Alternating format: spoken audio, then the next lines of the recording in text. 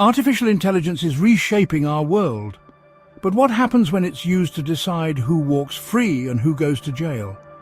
It's a force shaping lives, laws and liberties, and the consequences of its misuse could echo for generations. Picture this. You're sitting at home when the police knock on your door. They're here to arrest you for a crime you didn't commit. The evidence? An algorithm said so. This is exactly what happened to Robert Williams in 2020. Detroit police relied on facial recognition software to identify a suspect, and it got it spectacularly wrong. Stories like this aren't isolated glitches in the system. They're symptoms of a deeper issue. Facial recognition software, predictive policing and AI-driven decision-making tools promise efficiency, but at what cost? These systems, often trained on biased historical data, can amplify inequalities instead of solving them. Take tools like Parole, a predictive policing software criticized for disproportionately targeting minority neighborhoods. Are these algorithms solving crime or simply reinforcing cycles of injustice? Imagine this. An algorithm flags you as high risk and denies your parole.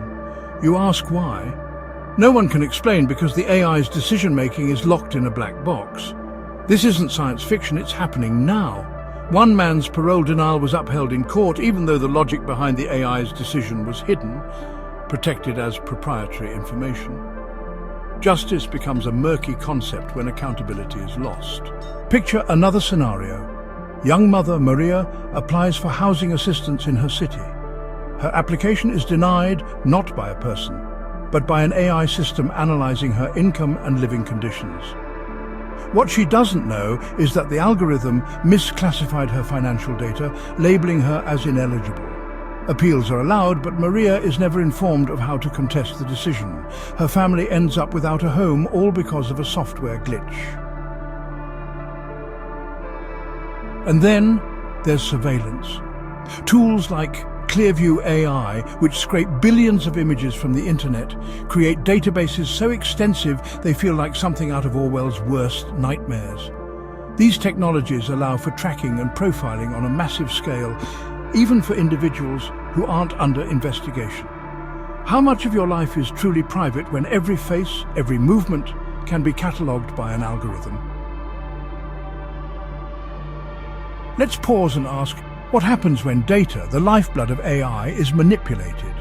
Adversarial attacks have shown that tiny changes in input data can lead to catastrophic errors.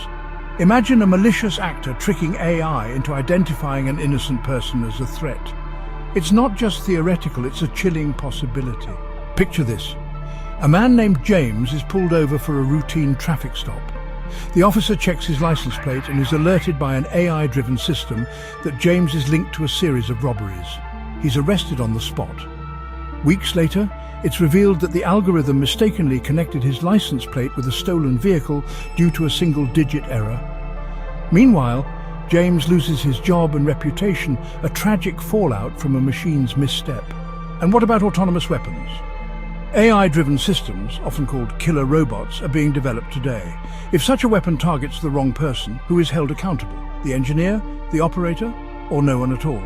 This ethical quagmire highlights just how unprepared we are to manage the implications of AI in life and death decisions. One of the most telling examples of bias in AI is Northpoint's COMPAS Tool, used for risk assessment in sentencing. A ProPublica investigation revealed that COMPAS disproportionately flagged black defendants as high risk, even when their criminal histories were similar to white defendants labeled low risk. This forces us to confront an unsettling truth. AI often mirrors the biases of the society that created it. Consider this. AI systems don't only make errors, they also perpetuate inequality. In the United Kingdom, an algorithm used to determine student grades during the COVID-19 pandemic disproportionately downgraded students from disadvantaged areas. Although this wasn't a criminal justice case, it underscores a vital point. AI reflects the biases and flaws in its data. So, what happens when these systems are used to decide who gets justice and who doesn't? But it's not all doom and gloom. In 2023, the US government issued Executive Order 14,110, advancing equity in algorithmic systems. The order mandates transparency, regular audits, and human oversight, a step in the right direction. However, much work remains to ensure these principles are consistently applied. Let's look beyond the present for a moment. Could AI evolve to become a force for good in criminal justice? Imagine systems that identify wrongful convictions or uncover hidden patterns of corruption. What if AI could analyze vast datasets to reveal systemic inequities in policing or sentencing? These possibilities exist, but they require proactive governance, ethical oversight, and robust accountability measures. Transparency and accountability must be non-negotiable. Governments need to mandate that AI systems disclose their decision-making processes, provide meaningful human oversight, and undergo regular audits. International cooperation is also critical to establish ethical standards and governance. And let's not forget the importance of public awareness. The more informed we are about how these systems work, the better equipped we'll be to demand fairness and justice. Artificial intelligence isn't inherently bad. When designed and deployed responsibly, it holds the potential to revolutionize criminal justice by uncovering wrongful convictions, exposing systemic biases, and analyzing vast datasets to reveal inequities in policing and sentencing. However, achieving these outcomes requires proactive governance, ethical oversight, and robust accountability. To realize AI's potential as a force for good, we must remain vigilant and critical, asking tough questions like, who programs the algorithms? What data are they trained on? And who holds them accountable?